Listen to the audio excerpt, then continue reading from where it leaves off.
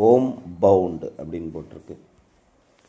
எல்லாம் டூரெல்லாம் முடிச்சுட்டு வீட்டுக்கு கிளம்புவோமா அப்படின்னு கிளம்புறோமா, அது மாதிரி தான் இல்லம் நோக்கி நம்முடைய சொந்த ஊர் பயணத்தை திரும்ப ஆரம்பிப்பது அப்படின்னு அர்த்தம்.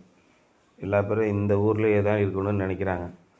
ஒரு டூரு போயிட்டான்னா என்ன பண்ணுறான், பேதருக்கு டக்குன்னு மூடு வந்துடுச்சு, ஐயா இங்கேயே ஒரு கொட்டாயை போட்டு நம்மெல்லாம் உட்காந்துரும், ஐயா உங்களுக்கு ஒரு ரூமு, எனக்கு ஒரு ரூமு, எலியாவுக்கு ஒரு ரூமு அப்படின்னு. எப்போ அது மாதிரி சொன்னான் பேதரு? இயேசுவை பார்த்து. இயேசு மறுரூபமானார். அப்பொழுது எலியா அவரோடு பேசி கொண்டிருந்தார்கள் இல்லையா? அதெல்லாம் பார்த்துட்டு, ஐயா உங்களுக்கு ஒரு ரூம் இங்கே போட்டுருவோம், எலியாவுக்கு ஒரு ரூம் போட்டுருவோம், நம்ம எல்லாம் இங்கேயே உட்காந்துக்கிடுவோம் அப்படின்னு ஆசைப்பட்றான். அப்படிலாம் கிடையாது. இதெல்லாம் தற்காலிக வீடு. நம்ம ஊருக்கு போகணும், வாங்கடா பேக்கப் பண்ணுங்கடான்னு இயேசு சொல்கிறார். அதைத்தான் இன்றைக்கி தலைப்பாக கொடுத்துருக்காரு, ஹோம் பவுண்ட். இந்த உலகம் எவ்வளவு நிலையற்றது என்பதை நீங்கள் புரிந்து கொள்ள வேண்டும் அப்படின்னு சொல்கிறார். எல்லா மதத்தினரும் அதைத்தான் சொல்கிறார்கள். விஞ்ஞானிகள் எல்லாரும் அதைத்தான் சொல்கிறார்கள்.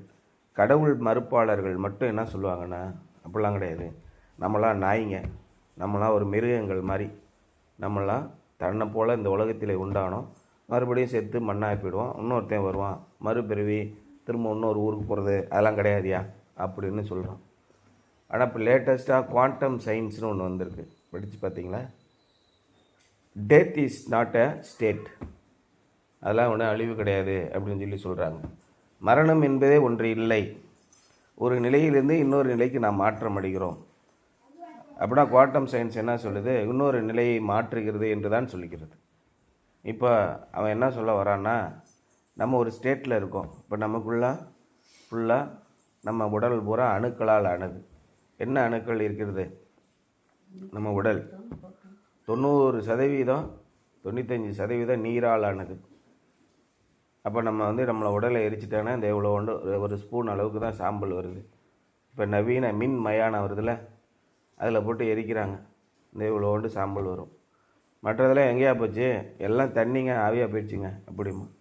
அப்போ அந்த நீர் எதனால் ஆனது? ஹைட்ரஜன் ஆக்சிஜன் 2 மூலக்கூறுகளால் ஆனது. இந்த ஹைட்ரஜன் ஆக்சிஜன் அணுக்களால் ஆனது. அதனால் ஒரு ஸ்டேட்டில் இருந்து இன்னொரு ஸ்டேட்டுக்கு மாறுது, தண்ணியிலேருந்து சாம்பலுக்கு மாறுது, திடப்பொருளாக மாறுது. அதனால் குவாண்டம் சயின்ஸில் டெத் டஸ் நாட் எக்ஸிஸ்ட் அப்படிங்கிறோம். இப்படி கண்டுபிடிச்சிட்டு போய்கிட்டு இருக்காங்க. இந்த மாதிரி சூழலில் மரணம் என்பது, மரணமே எங்கே, உன் கூர் எங்கே அப்படின்னு பவுல் கேட்கிறார். அப்படிலாம் ஒன்று கிடையாதுயா, ஆவி தான் முக்கியம், என்னுடைய சிந்தனைகள் தான் முக்கியம் அப்படிங்கிறார். நமக்குள்ளே இருக்கும் ஒன்று எங்கேருந்தோ வந்ததே எங்கேயோ போகிறதுன்னு எல்லா மதத்தினரும் சொல்கிறாங்க. இந்த உடலானது இந்த மண்ணை சேர்ந்தது, இந்த மண்ணிலே போய்விடும் அப்படின்னு சொல்லி சொல்கிறாங்க. தேவன் உங்களை மறுரூபப்படுத்துவார், வேறே உடலை உங்களுக்கு கொடுப்பார் அப்படின்னு நம்ம கிறிஸ்தவ மதத்தில் நம்புகிறோம். 2 கொரிந்தியர் 11:12 என்ன சொல்லியிருக்கு அப்படின்னா, I will keep on doing what I ஆம் doing in order to cut the ground from under those who want an opportunity to be considered equal with us in the things they boast about. In my travels, I have seen congregation show little or no appreciation to faithful pastors who are laboring sacrificially to see churches grow.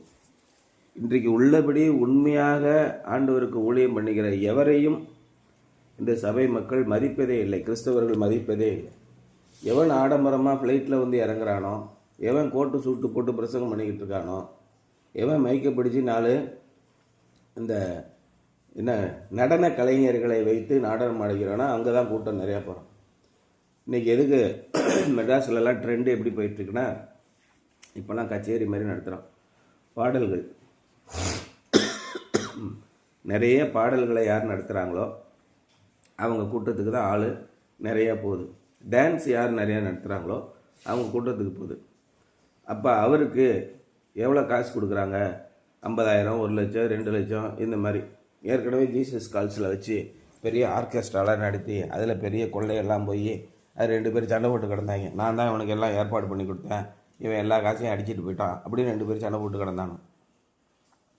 இன்றைக்கி நம்ம படித்த 11ஆம் அதிகாரத்தில் பவுல் என்ன சொல்கிறாரு? நான் பணத்துக்காக உங்கள்கிட்ட ஊழியம் பார்க்கவே இல்லை, நல்லா புரிஞ்சுக்கோ. எவன்கிட்டயாவது பணத்தை வாங்கினேனான்னு கேட்குறாரு பாரு, மிக தெளிவாக கேட்குறாரு. இன்றைக்கி 50,000 1,00,000 வாங்கிட்டு பிரசங்கம் பண்ணுறவன் எப்படி இருப்பான்? அதான் இயேசு சொன்னார், நானே நல்ல மேய்ப்பன். நல்ல மேய்ப்பன் தன்னுடைய ஆடுகளுக்காக தன்னுடைய உயிரை கூட கொடுப்பான். சம்பளம் வாங்குறவன் என்ன பண்ணுவான்? மற்றவர்கள் எல்லாரும் சம்பளம் வாங்கிட்டு ஆடு மேய்க்க சொன்னால் என்ன பண்ணுவான்? ஓனாய் வந்தவொடனே ஆடுகளை விட்டு விட்டு ஓடி போவான் உயிருக்கு பயந்து. இதே மாதிரி அந்த ஆடுகளுக்கு சொந்தமானவன் என்ன பண்ணுவான்? அந்த எப்படியாவது அந்த ஓனாயை அடித்து திறத்தணும்னு இருப்பான். இன்றைக்கி கிறிஸ்தவ மதத்திலே போதகம் பண்ணிக்கிற அத்தனை பேரும் எப்படி இருக்கான்? காசிக்கு வேலை பார்க்குறான். காசுக்கு வேலை பார்க்குற, காசை நீட்டு கையேந்துகிற எவனுமே நிச்சயமாக உண்மையான தேவனுடைய ஊழியக்காரனாக இருக்கவே முடியாது. 100% இருக்க வாய்ப்பே கிடையாது. அப்போ காசு இல்லாமல் பிச்சைக்காரனாக அலைகிற ஊழியக்காரன்னா உண்மையான ஊழியக்காரன். நாங்கள் ஊழியக்காரெலாம் நல்லாவே இருக்கக்கூடாது, ஏய்யா நல்லா இருக்கியா உன் போதகம் அப்படின்னு கேட்பானா இல்லையா?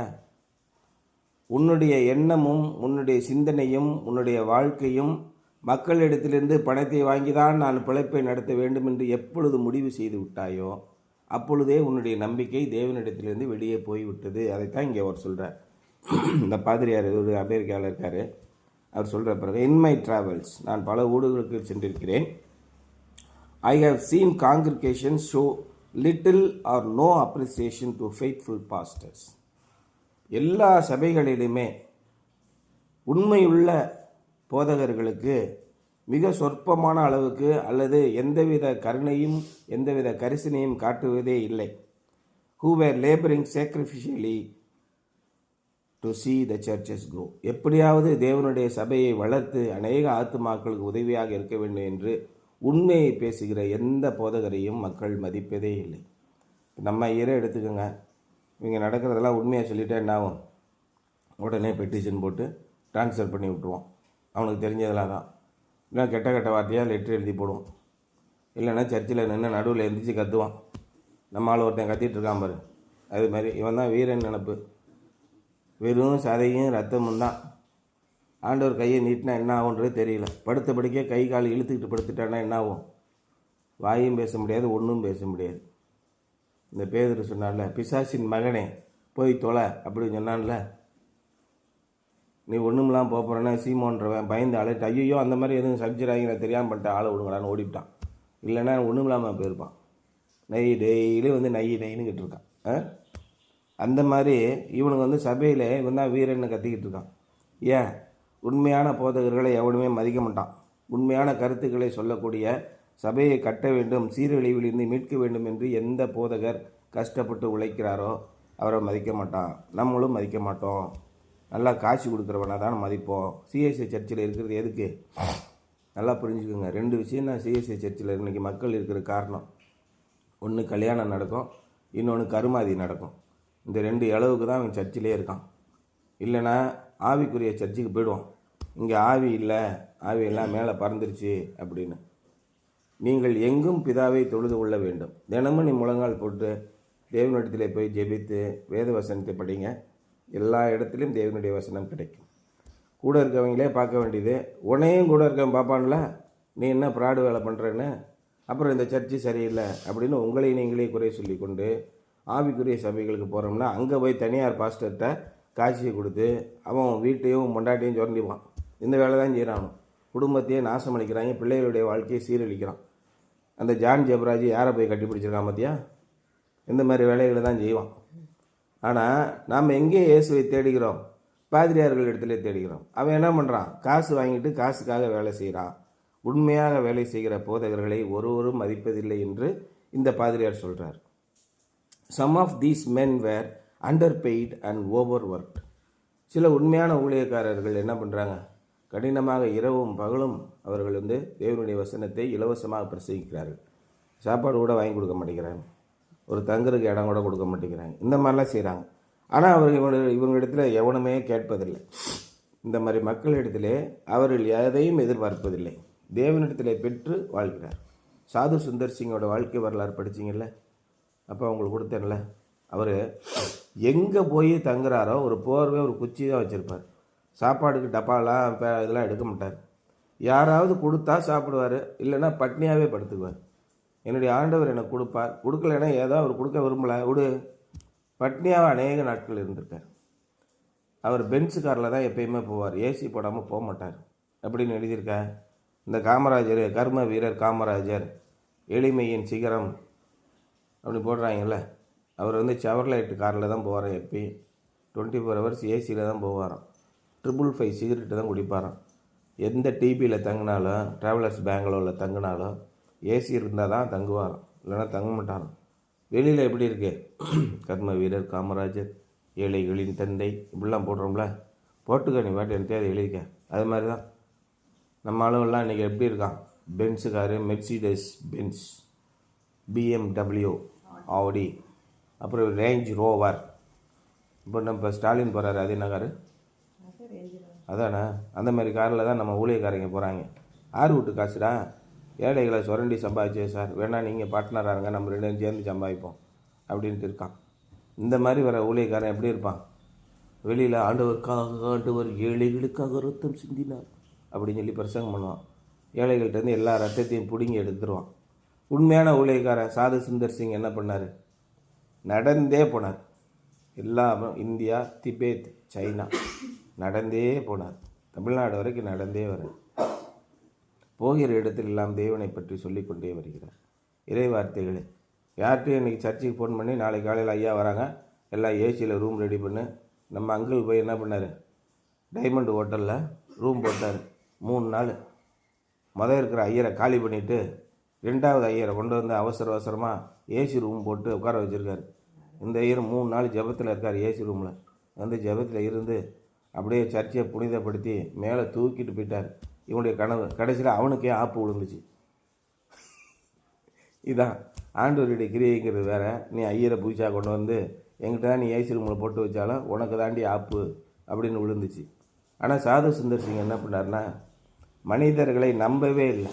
உன் பணம் வச்சுருந்தா நீ உன்னோட வச்சுக்க, ஐயா காணிக்கை வாங்கிக்கோங்க, அதெல்லாம் வேணாம் ஐயா, காணிக்கை இறை மக்களுக்கு செய்ய, ஏழைகளுக்கு போய் செய், எனக்கு நீ ஒன்றும் கொடுக்க வேண்டாம், எனக்கு பரமப்பிதா கொடுப்பார், அவர் கொடுக்காம போனாலும் பரவாயில்ல போயா.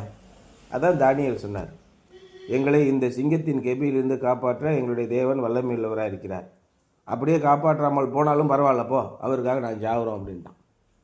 இது உண்மையான கிறிஸ்தவ வாழ்க்கை. அந்த மாதிரி போதகர்களை யாருமே மதிப்பதில்லை. இதுதான் உண்மையாக நடக்குது. I once heard doctor W.A. Criswell tell about the faithful missionary couple who returned to the United States on the same ship that brought Teddy Roosevelt home from the safari.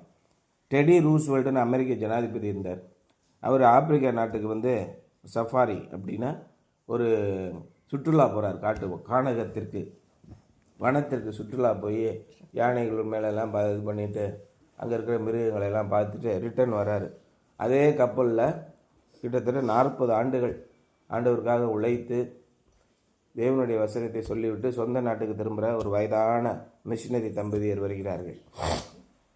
Many reporters and photographers were on the deck waiting to see Roosevelt and interview him and take pictures. அப்போ அமெரிக்க ஜனாதிபதி ரூஸ்வெல்ட்டை பார்க்குறதுக்கு அந்த கப்பல் துறைமுகத்திலே வந்து இடத்துல ஆயிரக்கணக்கான இவங்க நிற்கிறாங்க, ஃபோட்டோகிராஃபர்ஸ். அவங்க பேட்டி காண்பதற்காக பத்திரிகை நிருபர்கள் எல்லாம் நிற்கிறாங்க. எல்லாம் அப்படியே தயாராக நின்றுக்கிட்டு இருக்காங்க. But nobody was on hand to welcome home the missionaries who had spent their lives serving Christ in Africa. அதே ஆப்பிரிக்கா நாட்டிலே தங்களுடைய வாழ்நாள் முழுவதும் 20 வயதிலிருந்து 60 வயது வரைக்கும் தங்கள் வாழ்நாள் முழுவதையுமே ஆண்டவருக்காக செலவழித்து போட்ட அந்த மிஷினரிகளை வரவேற்பதற்கு ஒரு ஆள் கூட இல்லை. That evening in their modest hotel room, the couple reviewed their arrival in the New York City and the husband was somewhat bitter. அன்றைக்கி அங்கே தங்கியிருந்த ஹோட்டலில் நம்ம இத்தனை ஆண்டுகளாக ஆண்டவருக்காக உழைத்திருக்கிறோம், என்னென்னலாம் சாதனைகளை செய்திருக்கிறோம், ஆண்டவருக்காக எப்படி நம்ம வைத்திருக்கிறோம் அப்படின்னு பேசிகிட்டு இருக்கும்போது அந்த கணவர் சொன்னாரா, இருந்தாலும் நமக்கு இப்படி ஒரு முடிவு நேரணும் அப்படின்னு இருக்குல்ல, ரொம்ப மனசங்கடமாக இருக்குது. ஒரு ஆள் கூட வந்து நம்மளை வரவேற்கவே இல்லையே, ஒரு ஆள் கூட என்ன எப்படி இருக்கீங்கன்னு கேட்குறதுக்கு கூட ஆள் இல்லையே, இவ்வளோ தூரம் வந்திருக்கோம், நம்ம வரணும்னு தெரியும், என்னையா உங்களுடைய ஊழியம்லாம் எப்படி இருந்ததுன்னு வரவேற்பதற்கு ஒரு ஆள் கூட இல்லையே அப்படின்னு மனம் கசந்து போயிருந்தார். It is unfair, he said to his wife. இது நியாயமாக, அது ஆண்டவருக்காக உழைத்தோம், கொஞ்சம் கூட நமக்கு ஒரு மரியாதை கிடையாதா, ஒரு கண்ணியம் கிடையாதா அப்படின்னு அவர் மனைவிட்டு கேட்குறாரு. Mister Roosevelt comes home from a hunting trip and the whole country is out to meet him. சும்மா போய் கானகத்தில் போய் வேட்டையாடிட்டு சந்தோஷமாக வளைங்கள் மேலே பார்த்துட்டு சுற்றிட்டு வந்தவனை முழு நாடே போய் வரவேற்கிறது. We get home after years of service and nobody is there to greet us. இத்தனை வருஷம் ஆண்டவருக்காக உழைத்து விட்டு நம்முடைய நாட்டிற்கு வந்திருக்கிறோம், ஒருத்தன் கூட நம்மளை வாழ்த்தி வரவேற்கவில்லையே அப்படிங்கிறார். But his wife had the right answer. அவருடைய மனைவி சொன்னாங்களாம், கரெக்டாக சொல்லியிருக்காங்க, honey we aren't home எட்.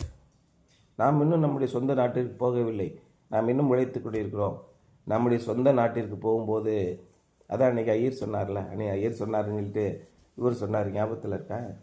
ஜெயபால் ஐயா சொன்னார்ல போன சனிக்கிழமை, இயேசு கிறிஸ்து பிதாவினுடைய வலது பரிசத்திலே உட்கார்ந்திருக்கவில்லை. ஸ்தேவானுடைய ஆவி அவன் ஜெபம் பண்ணும்போது, இதோ இயேசு கிறிஸ்துவானவர் பிதாவாகிய தேவனுடைய வலது பரிசத்தில் நிற்பதை காண்கிறேன். இவனை வரவேற்பதற்காக இயேசு கிறிஸ்து எழுந்து நிற்கிறார்.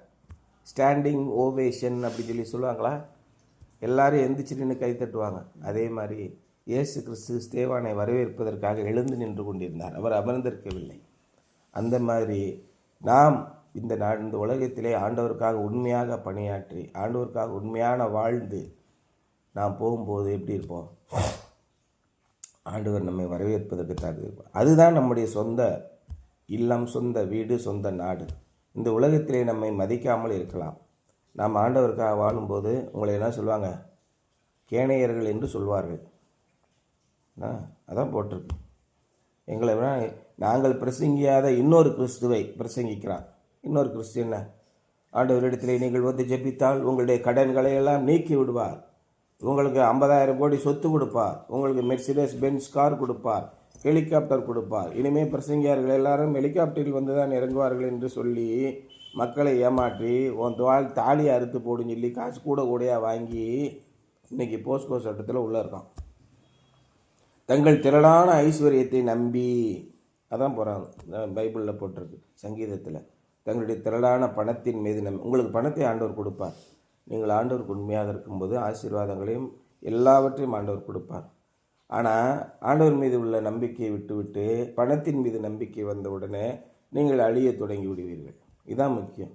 இன்றைக்கி சபை சீரழிவதற்கு காரணம் என்னென்னா, எல்லாரும் தங்களுடைய அந்தஸ்து, தங்களுடைய ஆஸ்தி, தங்களுடைய செல்வங்கள், தங்களுடைய கணம், தங்களுடைய மரியாதை இதைத்தான் பார்ப்பார்கள். இயேசு கிறிஸ்துவை பார்க்க மாட்டார்கள்.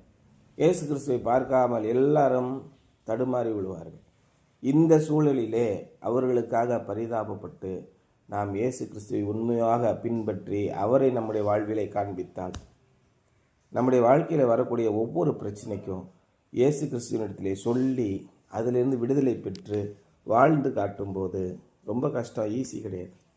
அப்படி வாழ்ந்து காட்டு வெற்றியின் மேல் வெற்றியை அடையும் போது நமக்கு அனுபவம் இருக்கும். நம்மை பார்த்து அநேகருக்கு வாய்ப்பு கிடைக்கும். அநேகர் ஆண்டவரிடத்திலே திரும்புவார்கள், உண்மையிலேயே கரெக்டாக இருக்காரியா அப்படின்னு. எதுக்குமே இயேசு கிறிஸ்துவை முதல்வராக வையுங்கள். உங்கள் பிரச்சனை என்ன பிரச்சனை வந்தாலும் முழங்கால் போட்டு ஜெபம் பண்ணுங்கள், உண்மையாக வாழுங்கள், உண்மையாக கர்த்தருக்கு ஊழியம் செய்கிறவர்களை கனம் பண்ணுங்கள். அதான் இன்றைய சிந்தனை. நாம் தேவனிடத்திலே செல்லும்போது, நம்முடைய சொந்த நாட்டிற்கு இந்த பூலோகத்தை விட்டு செல்லும்போது இயேசு கிறிஸ்து நமக்காக வரவேற்க காத்திருப்பார் என்பதுதான் இன்றைய சிந்தனை. சரியா?